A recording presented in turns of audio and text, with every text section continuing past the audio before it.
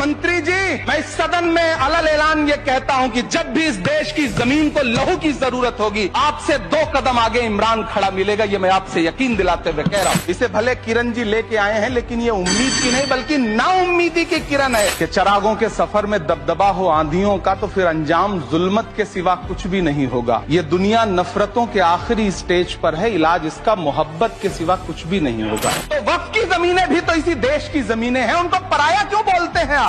जिस जमीन पर मैं खड़ा हूं ये मेरी पहचान है। आप आंधी हैं तो क्या मुझको उड़ा ले जाएंगे? जिल्ले इलाही, जमहूरियत जो है वो नफरत और ठसक से नहीं चलती है, अकड़ से नहीं चलती है। धन्यवाद मोदी जी, क्या बढ़िया सौगातें मोदी दे रहे हैं आप। हम ही को कातिल कहेगी दुनिया, हमारा ही कत्लेआम होगा। हम ही कुएं खोदते फिरेंगे, हम ही पे पानी हराम होगा। मैं वक्फ कानूनों में किए जा रहे संविधान विरोधी बदलावों के खिलाफ बोलने के लिए खड़ा हुआ। संविधान का आर्टिकल 14 हो, 29 हो, 30 हो, चीख चीख कर कहता है कि देश में सब बराबर के हकदार। आर्टिकल 26 कहता है कि सबको अपने अपने मजहबी कामों के लिए मंदिर, मस्जिद, गिरजाघर, गुरुद्वारों का निर्माण करने का हक है और उसका रखरखाव का भी हक है। लेकिन डॉक्टर बाबा साहब अम्बेडकर के संविधान को हर दिन कुचलने वाली ये सरकार देश के मुसलमानों से नफरत में इतनी अंधी हो गई है कि खुलेआम देश की संसद में देश सरकार के माइनॉरिटी मिनिस्टर साहब और होम मिनिस्टर साहब झूठ बोलते हैं और देश को गुमराह करते हैं। मंत्री जी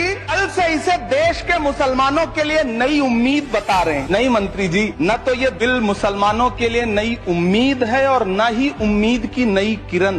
वक्फ ट्रिब्यूनल को ऐसे बताया जाता है जैसे वक्फ ट्रिब्यूनल कोई मजहबी खाप पंचायत हो। वक्फ ट्रिब्यूनल भी तो सरकारी न्यायिक विभाग है जिसमें सरकार द्वारा नियुक्त जज होते हैं, जिसमें प्रशासनिक अधिकारी होते हैं, कहीं ऊपर से थोड़ी आ गए। देश के गृह मंत्री जी ने इसी सदन में कहा कि वक्फ ट्रिब्यूनल के फैसले के खिलाफ कोई कोर्ट नहीं जा सकता, जबकि सच ये है कि वक्फ एक्ट 1995 की धारा 83(9) के तहत हाई कोर्ट वक्फ ट्रिब्यूनल के फैसले की न सिर्फ समीक्षा कर सकता है बल्कि उसे बदल भी सकता है। सच तो ये है कि वक्फ बोर्ड खुद अपनी जमीनों के लिए कई सारी कोर्ट में मुकदमे लड़ रहा है। जिस बिल को मुसलमानों के हुकूक की हिफाजत करने वाला बिल बताया जा रहा है, उसी को पेश करने के लिए और उस पर बात करने के लिए लोकसभा में भाजपा सरकार के पास एक भी मुस्लिम सांसद नहीं है। जिस वक्फ बिल को मुस्लिम महिलाओं को हक दिलाने वाला बताया जा रहा है, उसे संसद में पेश करने वाली पार्टी के पास न तो राज्यसभा में, न लोकसभा में, न देश की किसी विधानसभा में एक भी मुस्लिम महिला सदस्य नहीं।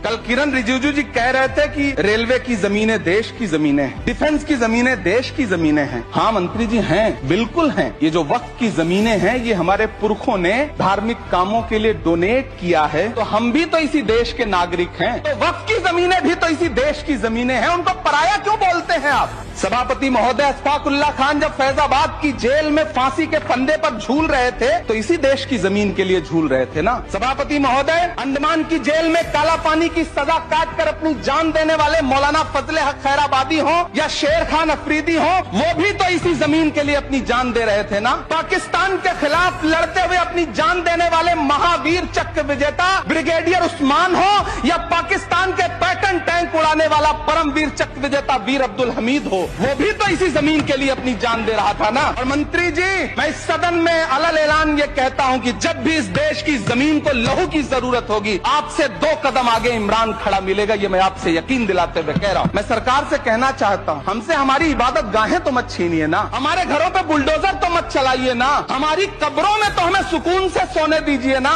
माइनॉरिटी मिनिस्ट्री का बजट कट करके, मुस्लिम बच्चों की स्कॉलरशिप बंद करके अब सरकार कह रही है कि हम वक्फ की आमदनी से गरीब मुसलमानों का भला करेंगे। गुजरात की बेटी बिल्किस के बलात्कारियों की रिहाई के बाद उन्हें माला पहनाने वाली लोगों के नेता ये कह रहे हैं कि ये बिल मुस्लिम महिलाओं को उनका हक दिलाएगा। धन्यवाद मोदी जी, क्या बढ़िया सौगातें मोदी दे रहे हैं आप। पहले हमें गुजराते मोदी दिया, आप सौगातें मोदी दे रहे हैं। लेकिन ये सरकार इतना याद रखे कि इसी ठसक के साथ देश की संसद में सीए का कानून भी लाया गया था और कहा गया था बड़े बड़े भाषण दे करके कि पड़ोसी देशों से हिंदू भाइयों को ला करके यहाँ नागरिकता दी जाएगी। पिछले इतने दिनों में इनसे नागरिकता लेने के लिए 2000 व्यक्ति भी नहीं आए, जबकि इसके उलट इन्हीं की सरकार में पिछले 10 साल में 15 लाख से ज्यादा भारतीयों ने भारत की नागरिकता छोड़ करके दूसरे देश में जाकर के बस गए। यह हुआ उस कानून का अंजाम। इसी तरह की जिद के साथ किसानों के खिलाफ भी कानून लाए गए। जिस तरह आज वक्फ के फायदे गिनाए जा रहे हैं, उसी तरह से किसानों को भी कृषि कानूनों के फायदे गिनाए गए थे। लेकिन अंजाम क्या हुआ? 700 किसानों की शहादत लेने के बाद सरकार को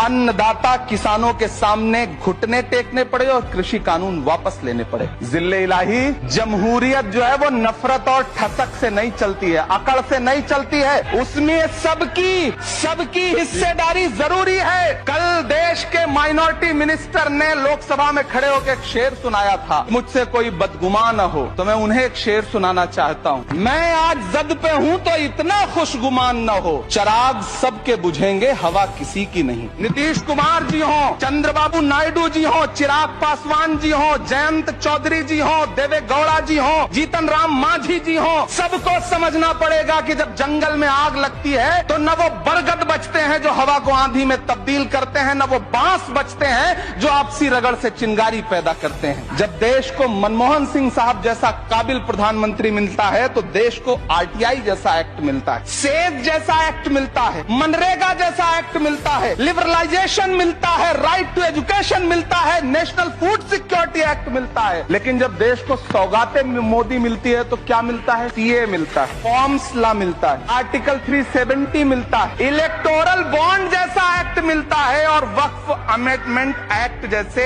बिल देश को मिलते हैं। मुझे तो अपने हमवतन भाइयों से पूछना है कि आपको अपने बच्चों की तरक्की, खुशहाली और नौकरी की दरकार है या फिर मुसलमानों की दान की गई जमीनों को लूट कर धन्ना सेठों को देने की साजिश करने वाले कानून की? ये सरकार रात के 3 बजे तक पूरे देश को जगा करके संसद में अपने ही नागरिकों को नीचा दिखाने के लिए वक्फ बिल ला रही थी, तो उधर रात के 1:30 बजे अमेरिका हम पर 26% टैरिफ लगा रहा था। सरकार की प्राथमिकताएं देश को पता। मैं बहुत भावुक हूं आज, और मुझे अच्छा लगा कि आदरणीय नेता सदन जगत प्रकाश नड्डा जी ने बहुत अच्छी बातें भी की, मन से बातें की। क्योंकि उनके नाम में प्रकाश जुड़ा है तो मैं उनमें हमेशा एक रोशनी की किरण देखता हूं। मैं उनके सामने बहुत अदब से ये बात कहना चाहता हूं कि चिरागों के सफर में दबदबा हो आंधियों का तो फिर अंजाम जुल्मत के सिवा कुछ भी नहीं होगा। ये दुनिया नफरतों के आखिरी स्टेज पर है, इलाज इसका मोहब्बत के सिवा कुछ भी नहीं होगा।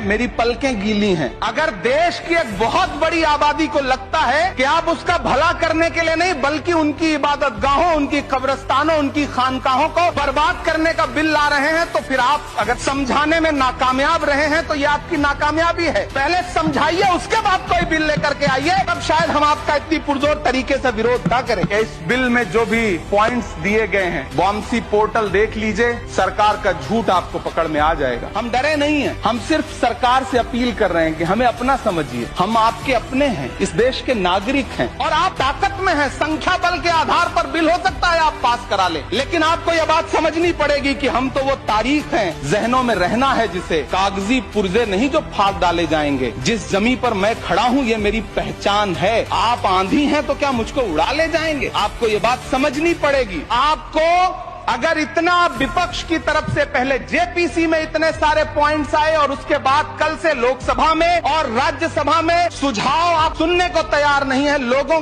की शंका को दूर करने के बारे में आप बिल्कुल सोच नहीं रहे, बस आप कह रहे हैं ये बिल उम्मीद की नई किरण है। नहीं साहब, इसे भले किरण जी लेके आए हैं लेकिन ये उम्मीद की नहीं बल्कि नाउम्मीदी की किरण है। और इस देश की एक बहुत बड़ी आबादी इस बात से खदशे में है, शक में है कि आप सीधे उनकी जमीनों को लूट करके धन्ना सेठों को बेचना चाहते हैं। मेरी अब भी आपसे अपील है कि इस बिल को वापस लीजिए। ये बिल कहीं से आपके अपने नागरिकों के लिए अच्छा नहीं है। ये बिल सिर्फ इस देश के मुसलमानों को नीचा दिखाने का और अपने एक ऐसे मतदाता वर्ग को खुश करने का बिल है जिनको इस बिल के पास हो जाने से कुछ मिलेगा भी नहीं, लेकिन आप एक नैरेटिव देना चाहते हैं, एक मैसेज देना चाहते हैं। मेरी आपसे अपील है कि कृपया ये जो सबका साथ सबका विकास का नारा है, इस नारे को रति भर तो चरित्रार्थ कर दीजिए। बहुत बहुत धन्यवाद।